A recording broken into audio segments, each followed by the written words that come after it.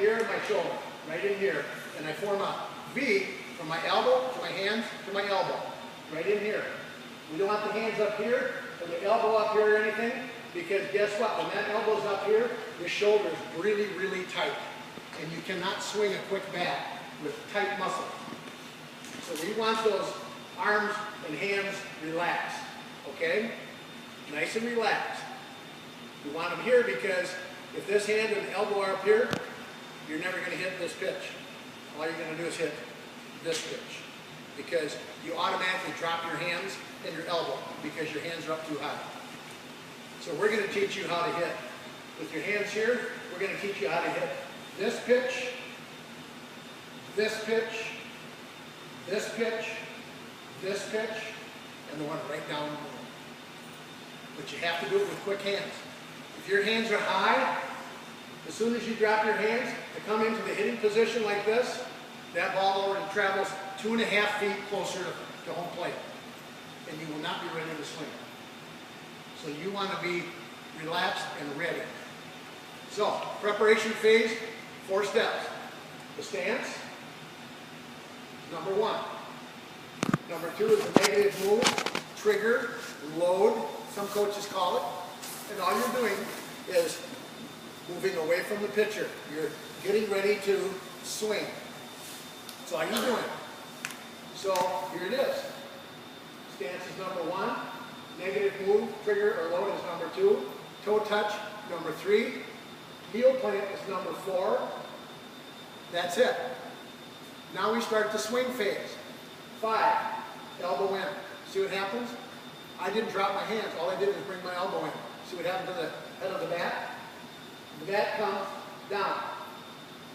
All I did is bring my elbow in. The whole idea is for this bat to be as level as possible through that swing plane as long as possible.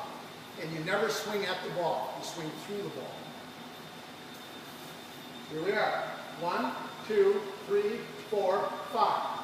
Number 6 is bat leg, which is that swing. Number 7 is contact. Number 8 is extension. Number 9 is follow through. Watch my hands between 8 and 9. I'm right in here. My hands don't roll over until after extension. If you roll them over too soon, you can hit the ball with dirt. Do not roll them over until after extension. Notice my legs. You want to hit the ball. You will have to line up when you do this. We want you to hit the ball over the inside of your front leg. So you're going to line up the shaft of this batting tee inside your front leg. So right here. So when you hit the ball, you're right here. This is where you have maximum power. If I'm out here, guess what? My hands are in front of the ball, my leg is way out, my weight is over my front leg, all my power is gone. So you want to stay back, right in here. Notice my front leg is locked, my back leg, my knee is bent, and all I'm doing is pivoting on my back foot. Right in here. 1, 2, 3, 4, 5, 6, 7, 8, 9. If any one of those is off, your swing is going to be, it's going to lessen your chances of success. Okay?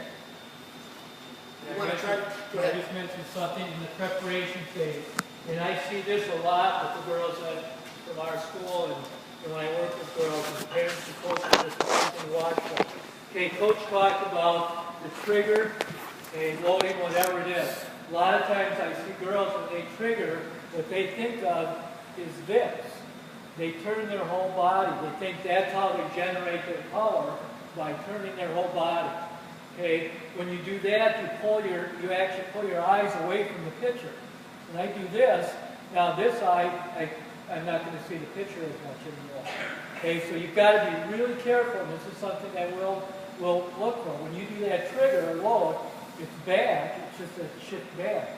It's not turning your upper body. That isn't loading. Okay, that isn't what you want to do. Now that makes your swing even longer. because you've moved the bat further away from the pitcher.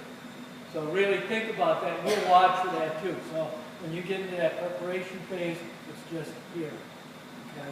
Straight back, okay? So just try to keep that in mind as well.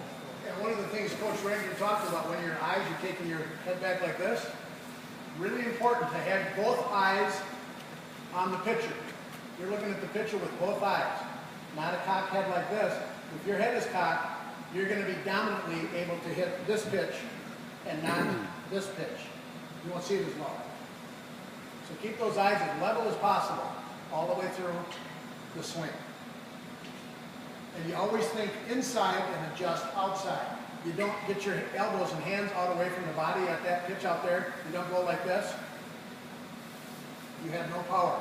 You keep it inside and go get it. You hit a lot harder. So we want to generate hip spin. Okay, we need to really make that violent. It has to be a real hard snap because that's what gives us power. If we don't snap our hips, we look like that. We have to put it together really rapid. So, how do we do this? How do we keep these hands in that swing plan? Everybody knows how to throw a frisbee? Everybody knows how to use a hammer? Okay? That swing is nothing more than frisbee and hammer. But you use them together. See the little bats that we have? Most girls can't handle a bat, even their own bat, with one hand. So we have these little bats. So you can use the frisbee and the hammer. Now the hammer, you're going to hammer a nail into the wall. Are you out here and going like this? Bang, bang. You're not. You're going quick hands, quick hands. So we're going to do frisbee drill, hammer drill. The other drill we do, and this is the most important drill you can do in hitting. Bat behind the back. If this hurts your inside of your arm, if you want to hold it like this, you can hold it like this. The whole idea is to generate as quick a snap as you possibly can with your hips. So all you are, you have to adjust this T. So for instance, for me, I'm going to have it up here a little bit. So what you do, you get ready, and all you do is snap, turn those hips as hard as you can. If you're out on the edge of the bat, move up a little bit closer, or use a little bit longer bat. I've got some extra bats here if you need it. But this is the drill, that's the most important hitting drill you can do. Spend a lot of time on the tee doing this drill as fast as you can. And if you want to do your timing, so you're looking at, and then turn, fine. Just so you get that snap as hard as you can. So pair up with somebody. Now just a minute, we need two people to a tee. And here's what we're going to do. The person that has the bucket is going to be off to the side. All you do is put the ball on the tee. The person goes.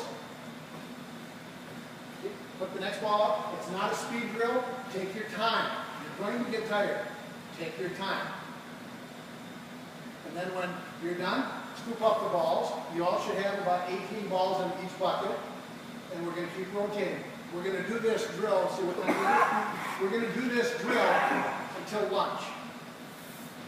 After lunch, you come right back here, and we'll get into the frisbee and the hammer drill. Okay?